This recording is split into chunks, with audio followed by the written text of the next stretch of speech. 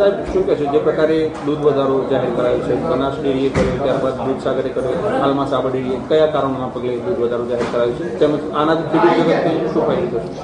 આપણા બંને જિલ્લાની અંદર પણ અન્ય જિલ્લાની જેમ ઘાસચારાની અછત થયેલી છે, ઘાસચારો મોંઘો થયેલ છે.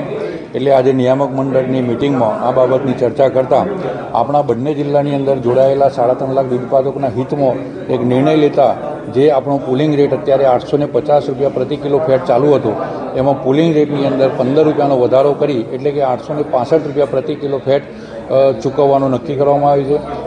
આ જે રેટ છે એ પુલિંગ રેટ છે. આપણો વર્ષ આખાનો રેટ જેમ ગઈ સાલ આપણો 995 રૂપિયા હતો પ્રતિ કિલો ફેટ, વર્ષ આખાનો રેટ અલગ હોય છે. એટલે પુલિંગ રેટની અંદર 15 રૂપિયા આપવાથી હાલ ખેડૂતોને લગભગ 10 કરોડ રૂપિયા જેટલી પ્રતિમાસ દૂધ ઉત્પાદકોને ફાયદો કરવાનો ડેરીએ એક નિર્ણય કરેલ છે. કેટલા ખેડૂતોને ફાયદો છે? પશુપાલકોને ફાયદો છે? 3.5 લાખ પશુપાલકોને. ખાસ કરીને સાહેબ વાત કરવામાં આવતું આપણે દર વર્ષે લગભગ 30-6ની આજુબાજુ આપણે ભાવફેર ચૂકવી દેતા હોય છે, જે વર્ષ આખાનો જે ભાવ ઓડિટ થયા પછી નક્કી થાય. આ વખતે પણ અમારા નિયામક મંડળનું પ્લાનિંગ છે જ કે ભાઈ 30-6 પહેલાં આપણે ભાવફેર ચૂકવી દેવો.